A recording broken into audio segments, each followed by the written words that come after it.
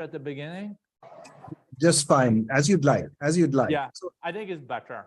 We know each other well. You're such Sure. so we can have a dialogue, and I don't read the speech. Sure. So I'll make some very brief introductory comments and then come to you with a very broad question, on sort of where's the world going and what's India's place in it, and then you can go from there. The speechwriter is crying in the studio. Okay.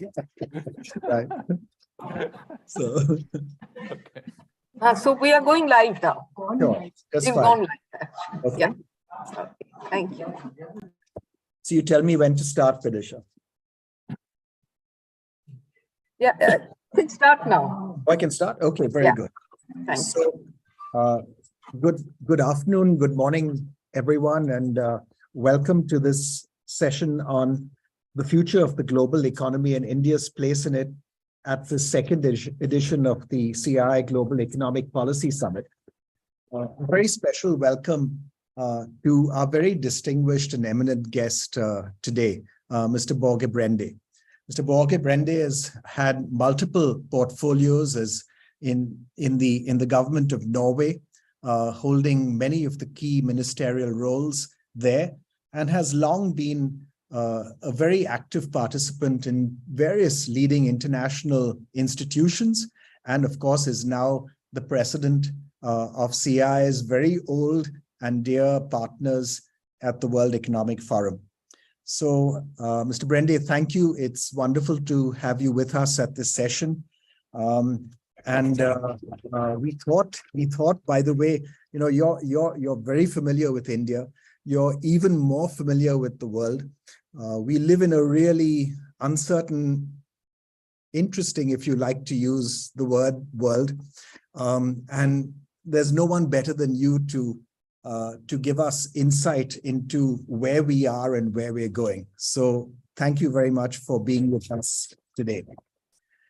No, thank you so much, Dr. Forbes. It's great to see you, and to all dear friends at CII. It's wonderful to be together. And the relationship between CII and the World Economic Forum goes 40 years back. So it's really a strong one. So on the global economy and geopolitics, it is really a challenging time. I was in India 3 weeks ago, and when I spoke at the CII dinner, I said it's so great to come from Europe to India to again feel a bit of positive optimism. Yes. But joke aside, I think for our outlook when it comes to India is pretty positive. We do expect 7% growth this year, maybe even 8%. That's much higher than in any other of the large economies of the world. But globally, we're not out of the woods yet. We are probably going to see a recession in many large economies next year. What we need to avoid is that this recession becomes deep and long. It should become very shallow in these countries. And the only way to avoid that is, of course, that we keep up the trade and investments globally. There will be no recovery without a trade and investments recovery. We also know that the geopolitics is not helping currently. The war in Ukraine has created an energy crisis in Europe, and Europe is the largest market in the world, the single market. So slow growth in Europe is not only a European problem, it's also a global problem. Europe is more than 20% of the global GDP. So US and Europe is almost half of the global GDP. The US economy is much more robust, even if it's faced with also inflation, even if there are some signals now it's abating a bit, but it's the highest inflation level in 40 years. I think, though, that the global economy and the geopolitics will be also difficult in a decade to come. because we are between orders. There are big actors that are competing fiercely, and to see into the crystal ball how this will be in the future is hard, but I think it maybe will take a decade to really find new ways of formalizing, also new ways of collaboration. But I think we also will see that the win-win world that we have seen the last decades created so good results, growth, and also eradicating poverty. So I think we will realize, hopefully not too late, that we have to go back to that, but it will be a different system than in the past, because there are great new actors. Like India is now the 5th largest economy in the world, for example. So, you know, we are indeed the 5th largest economy, but I like to always remind my fellow citizens that while we are the 5th largest economy, while we are one of the world's fastest growing economies, and all projections say that we'll be one of the world's best performers in the next 30 years, as we've been in the last 30 years, we have a long way to go still. You know, we're still, we're the world's 5th largest economy, but we're still about 3% of the global economy in terms of total GDP. So we have a long way to go before we catch up. You know, China is over 5 times richer than India with the same population. The US, of course, is maybe 8 times richer than we are, with 1/4 of our population. So we have a long way to go. And we should keep reminding ourselves, especially of our needs to invest in human capital, needs to invest in education, needs to invest in primary healthcare, so that we include, you know, more and more billions of our people, ultimately all 1.4 billion of our people in our progress. So I think it's always good to remind ourselves that we're doing well, but we've got a long way to go, and we have to keep focused on that long-term that long-term objective of development. I wanted to ask you about, you know, you mentioned just now that the hope is that in the short run, given the very uncertain times we're in, you know, sort of recovering from the pandemic, then we get hit by supply chain shocks, just about starting to figure out what to do with the supply chain shocks and the inflation that we see as a result when we have the Russia-Ukraine war, which disrupts many other things and the sanctions that flow from that. And this short-term uncertainty, uncertainty, as you mentioned, the best way forward is to invest, and investment is usually the first casualty when there's uncertainty, because the most important thing for an investor is you want to be certain how things will be, or more certain how things will be the next year and the year after and the next 5 years. And I wondered, they always say that the World Economic Forum is the closest we come to a world government. And this is a great opportunity to ask the president of the world government, that if you truly rule the world, what would you do as a government, and what would you do as a group of central banks to ensure that our recovery was reasonably robust, and that we had, if we have a recession, it's very shallow, as you mentioned? No, thank you. Fortunately, the world and the decisions are made by governments. Yes, I know. No, I'm pulling your leg. we have also multilateral systems through the UN Security Council and also the Bretton Woods, and that's the way it should be. The World Economic Forum is an international organization that are working for public-private cooperation, like mobilizing business together with governments. But we have no power in that respect. But hopefully, by thought leadership, we can bring business and governments together. and we can leave a positive footprint. But coming to your question, how should we now align the forces to make sure that we get growth back again, the growth agenda? Here, I would say that, as you also mentioned, we really we will need to need policies now that address the inflation. I think it's been the right approach that we had to use also the monetary policy. I think we did it a little bit too late. I think if the interest rate had been increased a little bit earlier, I think we would be in a better place. And no, we have to be careful so we don't continue to increase the interest rate when really the supply chains and etc. and the demand is going down. So we kind of make the recession deeper. This is very difficult ways of handling, of course, the macro economics. Then we also have less fiscal space than in the past, because $13 trillion was used during the pandemic. And so many governments are now very indebted. And this is, of course, a big challenge, especially if we want to stimulate the economy a little bit later. That's where I think the public-private piece comes in. I think private sector and business can still play a major role when it comes to also investments, and trade and investments has to be at the core of this. Yes, very much. Thank you.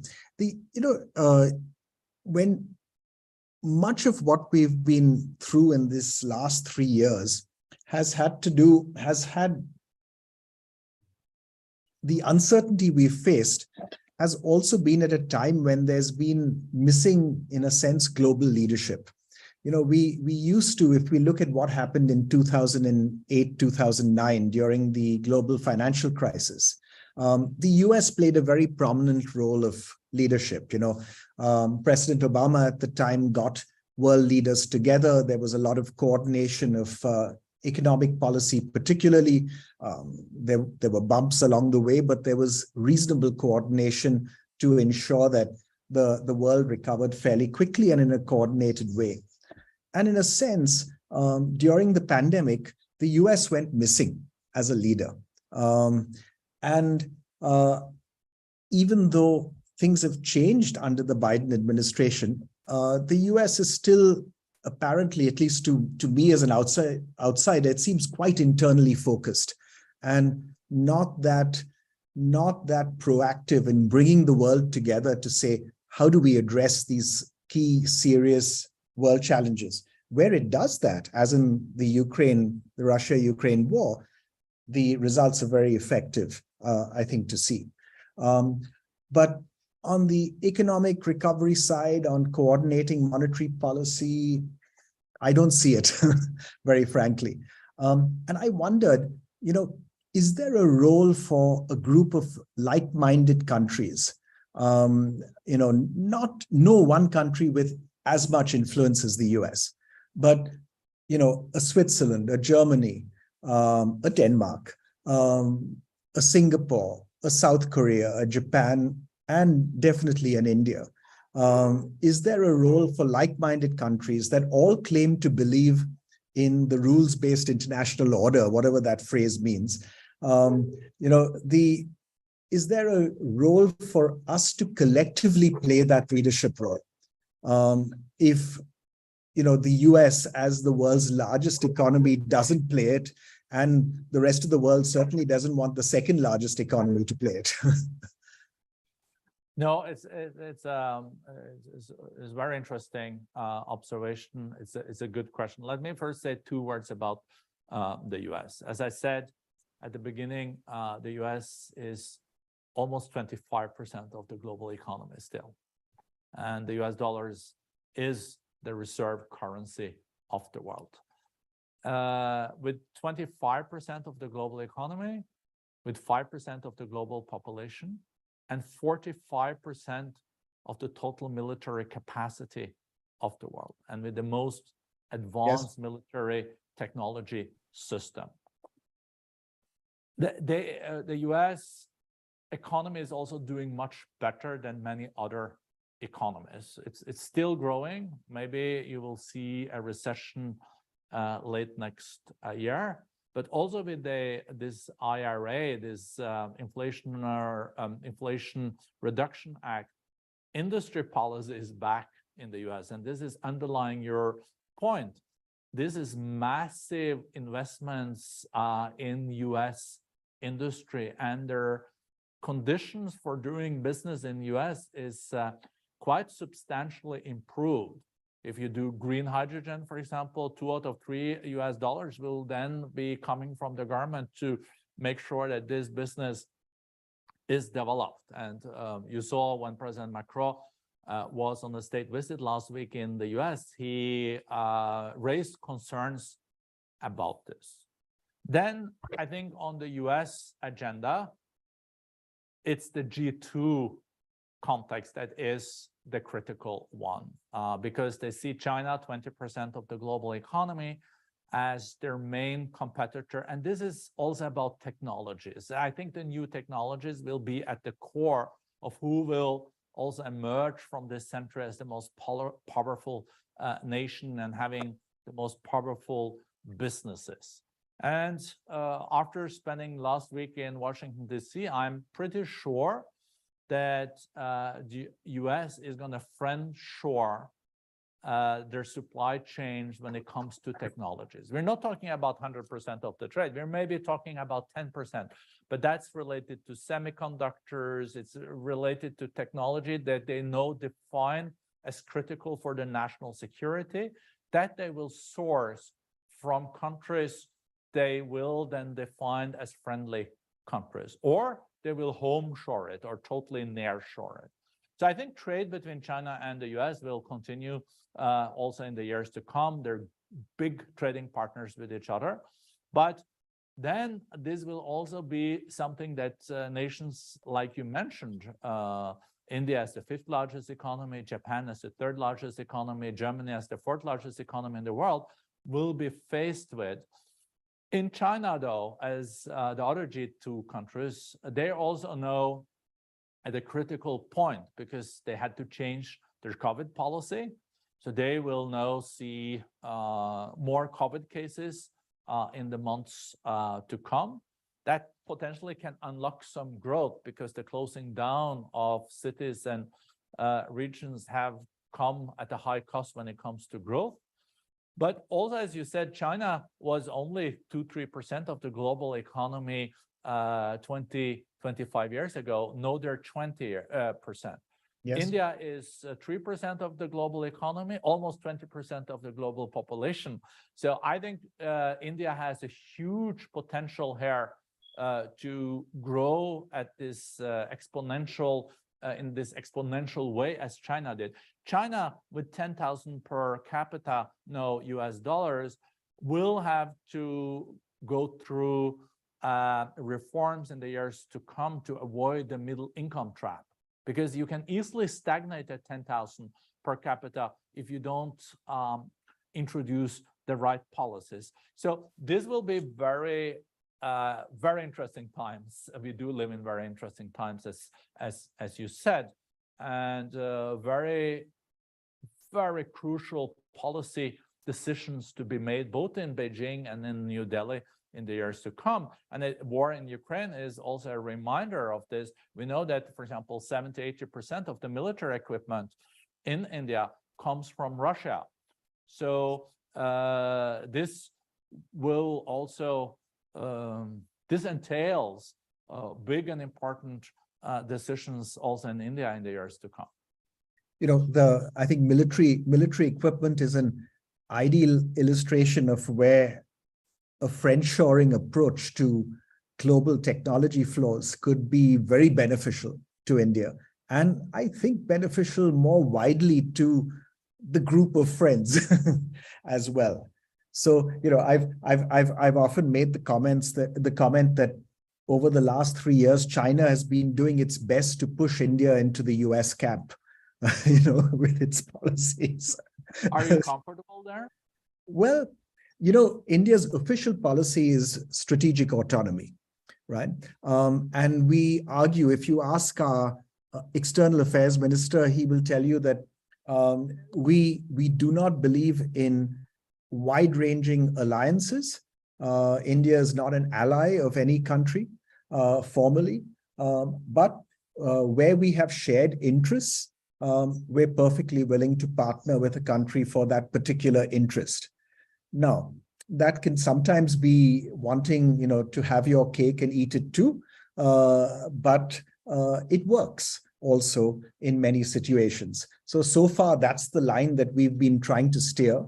But thanks to what China did in 2020, India has ended up moving much closer to the US, including in the exchange of military intelligence, in the exchange of information about the world in general, even in the form of joint military exercises, naval exercises, particularly through the Quad, and that I think is only going to increase. It's only going to grow in the years ahead. And the interesting thing is that everyone seems to be very comfortable with it in India.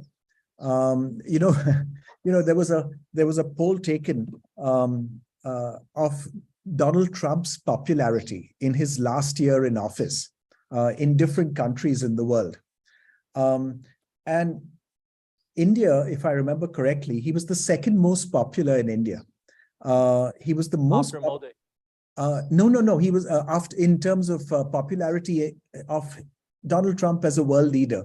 After, and I think India was second. Second, by the way, I think I'm tempted to say to Japan. And he was way less popular in the US than he was in India. And this was actually a reflection not of Donald Trump, but a reflection of the popularity of the US and the fact that he was seen as a friend of India's and America was seen as a friend of India's. So there's been a big shift in Indian public opinion in the direction of being much more in favor of the US in these last 25 years or so.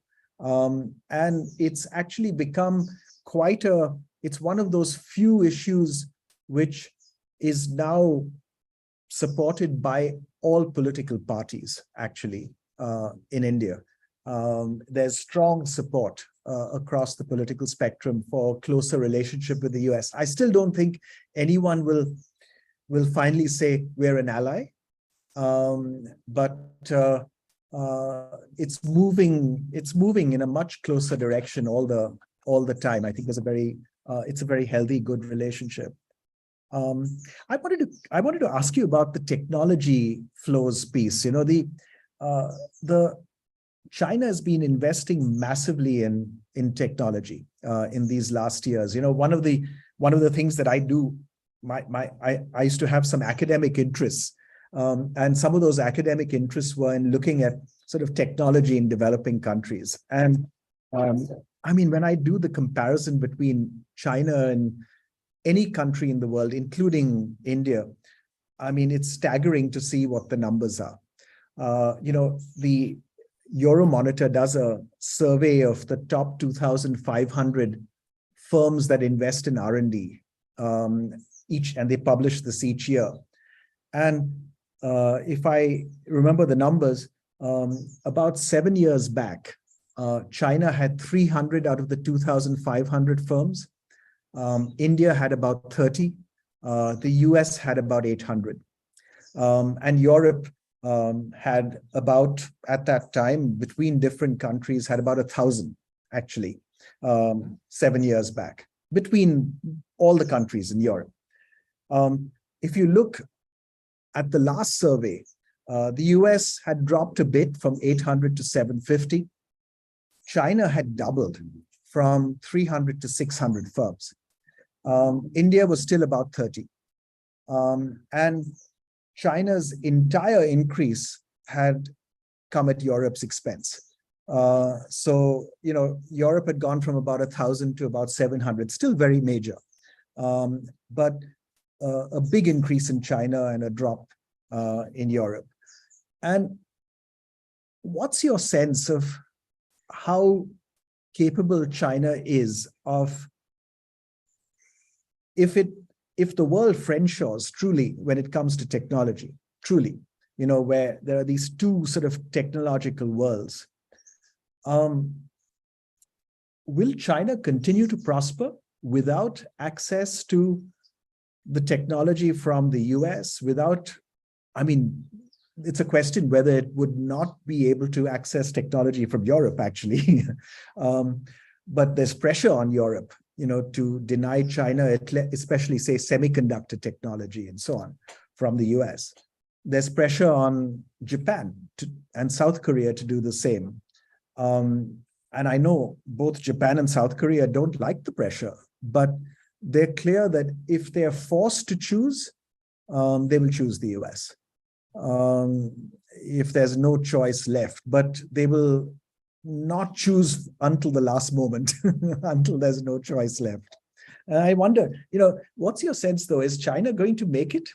Can it make it with all this investment that's taken place in technology? Because the numbers are very impressive, but can they manage to continue to progress effectively without continuing access to Western technology? As you said, the investments in R&D in China is staggering. Yeah. But not only among companies, but also from the government. So yes, China is definitely the large economy of the world that uses most of its GDP on R&D. But as we know, that's no guarantee for successful findings or being able to commercialize this and making jobs out of it in large companies. The US has been incredibly good at this through decades because they have an ecosystem that is unparalleled. They have pre-seed capital, they have seed capital, they have the venture investments, and they have the private equity. So when you at MIT do find some you come up with some new inventions, the pre-seed guys are already out there and wants to invest in it and commercialize it. And that's why, for example, if you only look at MIT in Boston, Cambridge, the spin-offs out of MIT would be like the 12th largest economy in the world, those companies. So yes. that shows the power of this. And is this possible to replicate for the rest of the world? I think the jury is out because it's such an incredible ecosystem, and you have to also have very innovative people, entrepreneurs that you have to incentivize in this. So it's not enough with a lot of money. It has to be money that is used strategically. So far, I have to say that China has done really well. They are world leading on solar and wind technology. Yes. They are also world leading on fast trains. They are also very competitive when it comes to artificial intelligence and machine learning. I think areas that will come in the future is quantum computing, it's synthetic biology. There is also, of course, everything that is related to electrical cars and vehicles and batteries. Until recently, China, since 1978, 79, has every year introduced new economic reforms. And the economic policy has been decided really by technocrats that want to create like a socialist market economy. And I think this will continue, but everything here is up for grab in the sense that no nation that has done so far is guaranteed to do well in the future. Every year you have to increase your competitiveness and invest in education, in R&D, and create conducive environments for these new technologies. And let me illustrate it with, if you look at the 10 companies with the highest market cap in the world today, 4 out of the 10 did not exist 20 years ago. Yes. So it can be some of the unicorns in India now that grew a lot lately can become the new Googles and Apples and Microsoft in the future. There's no reason why not. It's really up to the different governments and to the entrepreneurship in those companies. So it was a long answer to the China question, but I maybe add one thing though, that I don't think you will see a total decoupling of technology. I hope not, because that is going to shave off a lot of global growth. But I think on strategic areas where you think that is also related to national security, you will see more decoupling. But that is maybe only, as I said at the outset, maybe 10%. You still will trade in 90% of the areas. But what you will see, though, is that also major companies that are, for example, exporting to China will make sure that more of their production of that will happen in China. And then you will have companies that want to grow in India. Even if you're Apple or Microsoft, you will then make sure that most of your production happens licensed in India. And then you will produce in India for selling in India. And this is exactly what is now happening in the US. Many companies, also European ones, are saying, oh, this is challenging. We have high energy costs in Europe. Why don't we move also our production to the US, or at least to NAFTA, and then we sell, and then we can circumvent any new trade barriers. This is not an ideal development, though, because it is not really following the success recipe of comparative advantages. And for emerging economies like India, this is something also of concern. Thank you. Thank you very much. Thank you. I'm mindful that we're right out of time, but we could continue for a long time. I mean, there's so much, I think, insight that we can gain from your views of the world and how you see things evolving. And I hope that you will return soon to India, and that we will have the opportunity of hosting you again at CAI. I take your views of India with great optimism. We are confident of playing a bigger role in the world. I hope that role will always be benign and positive, and that we will be a strong, positive contributor to both global growth and the global good of how things should be done. So I'll just close by thanking you very warmly for your participation today, for joining us at this session. Wish you all the very best, and much look forward to seeing you again soon. No, thank you so much, Dr. Forbes. It's such a great opportunity to also have the chance to have this dialogue with you. You're such a thought leader, and I wish we could even have more time together. And that's next time. It's the right time to end the dialogue when you want it still to continue, huh? Very much, very much. Thank you. Thank you very much. Feel the same way. I think so. So one of my friends in the audience Nader Godrej sent a message saying that it wasn't Japan where Trump was the most popular, it was the Philippines, and then followed by India. It's another good friend. Yeah. So thank you very much. Thank you very much. Thank you. Thank you. Bye-bye. Bye. So thanks a lot for attending this. Just a little announcement, because the formal announcements are happening down, but I thought I'll just fill in the people sitting here that now we have a half-an-hour tea break. After that, we begin with a session on increasing tax revenues, which will be down in the Crystal Ballroom. You could attend that for a while.